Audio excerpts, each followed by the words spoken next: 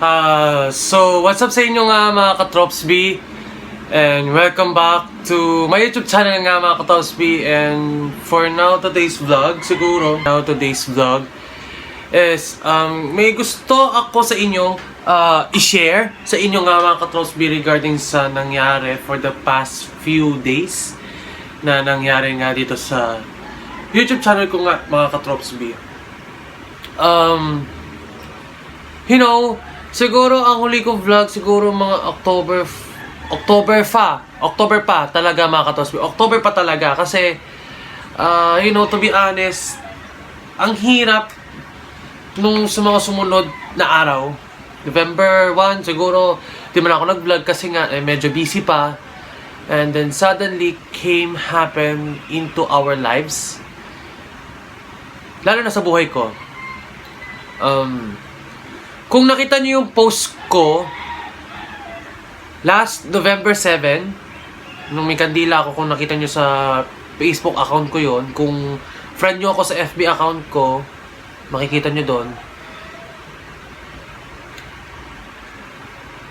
Wala na yung lola chopping ko.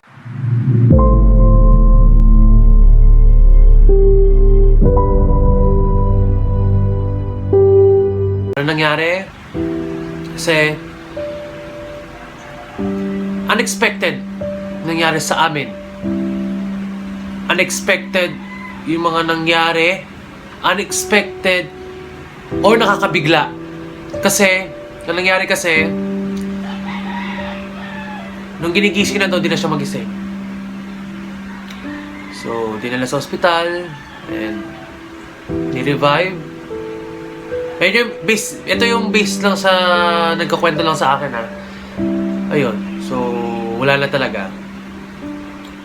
Nakakabigla yung gantong sitwasyon nangyari kasi it almost kasama ko pa yun nung November 1, inaaki ko pa papunta sa sementeryo. Yung pala, it came into this. Sa mga hindi nakakaalam talaga, sa mga hindi nakakaalam, sinisipol ako. Sa mga hindi nakakaalam, ako po ay makalolo't lola. Kasi, yun yung sa akin eh. Ayun yung, nakikita nila sa akin. Makalolo't lola ako. Spoiled ako minsan. Minsan nga napakasarap tingnan. Ang sarap bilang mga apo. Alam ko kung ikaw ay apo rin, is makaka-relate ka dito sa mga gantong sitwasyon na bibigyan ka na lang. Alam mo yung mga ganong bagay? Na bibigyan ka na sa mga ganto, bibigyan ka ng mga gantong mga bagay na gusto mo, diba? Ang hirap mawala ng lola na maging mas close kayo. Sobrang hirap. And yeah, dumating yung panahon, November 7, my lola just died. Siguro kinamatay niya acute respiratory failure. Ito yung si Lola Chopping kasi, ito yung kapatid ng tatay ni Daddy. Bali, tsuhin na ni Daddy po ito. Mascardo pa rin po. And then, grabe yung breakdown ko. Grabe yung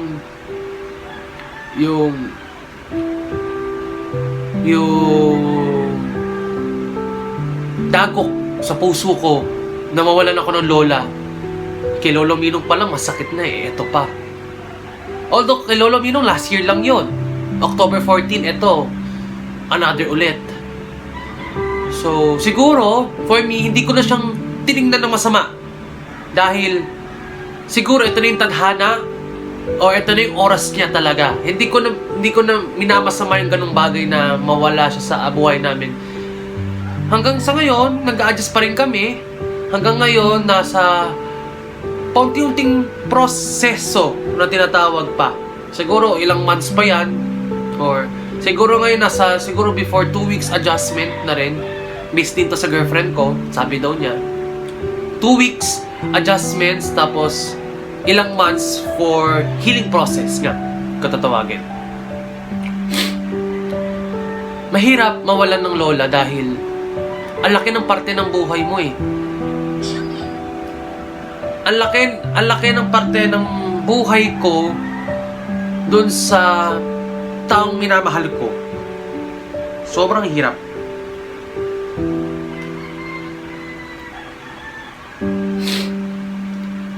Well, siguro, ito na yung pagkakataon na nag-eulogy ako last time na thank you sa mga alaala na iniwan mo po sa amin, kami mga apo. Thank you dahil actually, di kasi ito na video. Thank you dahil binigyan mo kami ng masasayang alaala nung nabubuhay ka pa. And thank you sa lahat bilang lola sa buhay. Although na sobrang iyak ko noon nung Sabado nung lilibing siya, grabe yung iyak ko. Hindi siya na videohan dahil grabe anong nangyari. Hindi ko in-expect yun. Although di namin in-expect lahat yun. Nakakabigla. Kaya thank you for being part of our life. As I said, mahirap lang talaga tanggapin mga ganong sitwasyon, but eventually siguro kami na yung mga next generation, siguro lalo na sa mga pinsan ko, mga pinsan, mga tito ko, mga hindi naman nagkakalayo ang edad. Siguro ituloy natin to kung ano yung nasimulan nila. Ipagpatuloy natin kung ano yung nagawa nila para sa atin at sa mga susunod pang henerasyon pa natin.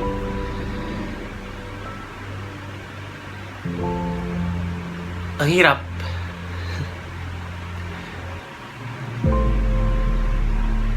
Mahirap mawalan ng mahal sa buhay, lalo na kung nanay mo, lalo na kung lola mo, lalo na kung kamag-anak mo na mapalapit sa'yo. Mahirap.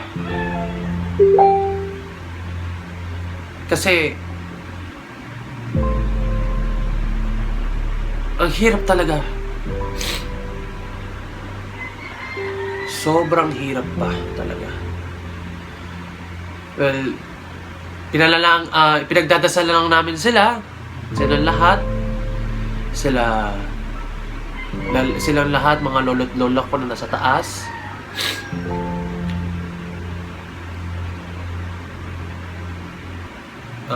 Ngayon, birthday ng Lola Maring. Kasi siguro dahil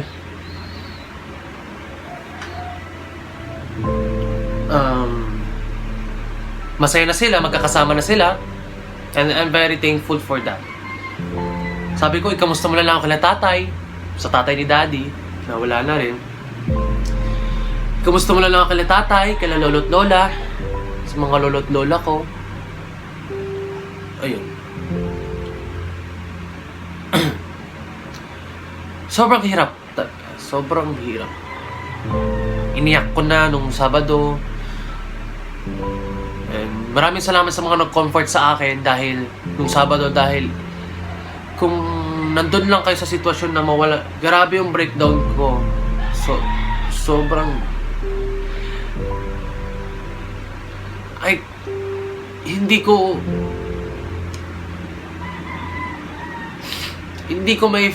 hindi ko maano i-express ko. Kaysa ko naman ikim-kim naman.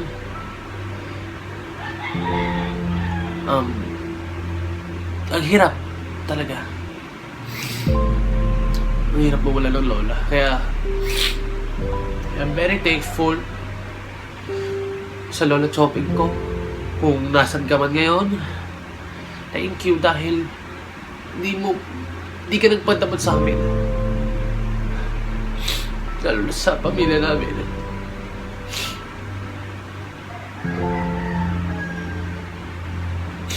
Lalo na sa amin, kay Sophie, kay Mami at Daddy.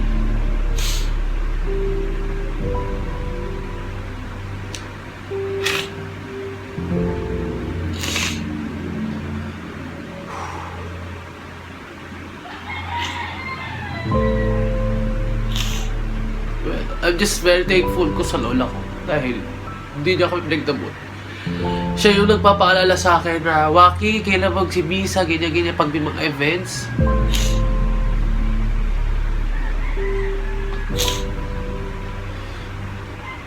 Sabi ko magkakasama na kami. Last year kasama pa namin siya. Isa-isaya. At siya rin dahil si Lola Chopeng, siya rin dahilan at siya rin nag-approve na siya ay bali yung girlfriend ko na si Jonah, pinakalala ko na rin sa kanya. Na sabi ni Lola Chopeng na kung gusto daw sumama daw sa Christmas reunion, and sabi ko, opo, sige po, kasama ko yung girlfriend ko po, Lola Chopeng. Kumbaga siya nagpaalala sa akin na parte na si Jonah ng pamilya namin. And thank you dahil di pa doon sa amin kami mga apo na hindi po kayo nagkulang. Binigay nyo po lahat yung happiness and love sa pamilya natin. Siguro pagpatuloy ko na yung pag-serve ko kay God, siguro yun na lang, hihiling ko lang sa kanila. Kaya pagdasal ko sila lahat.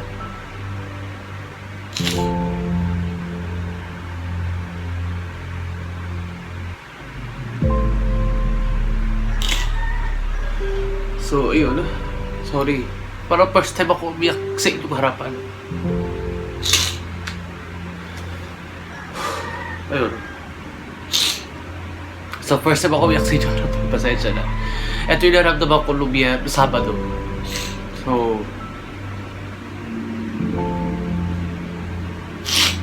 So, we miss you, Lola Chopeng. At sana kung nasan ka man ngayon, gabayan niyo po kami. Gabayan niyo po kami sa araw-araw. At pinagdadasan namin po lahat ng lolo at lola ko po na wala na rin. Pinagdadasal ko po sila lahat. So, hanggang dito na lang ang aking vlog. Pasensya na. Ito na yung life update ko kung ano nangyari in the past. So, 1 week akong puyat for sacrifice for my pagbibigay respeto ko sa lola ko. Kaya yun.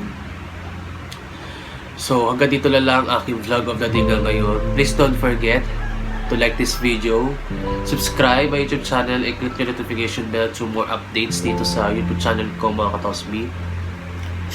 And sana ipagdasal nyo po ang aming pamilya po, lalo na po yung asawa ko, which is yung lolo ko na si Lolo Erning, at buong Formes family sa pagre-recover sa pagkawala ng Lola Chopeng ko, or tatawagin Nanay Chopeng.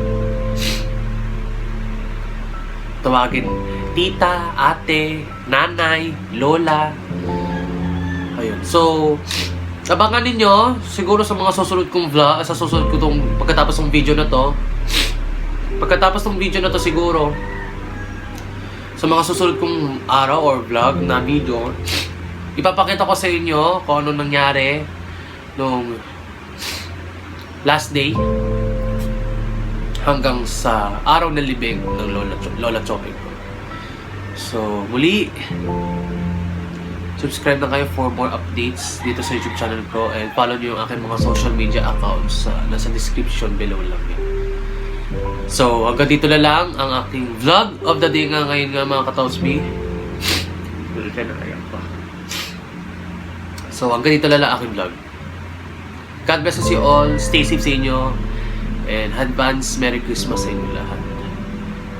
Bye-bye.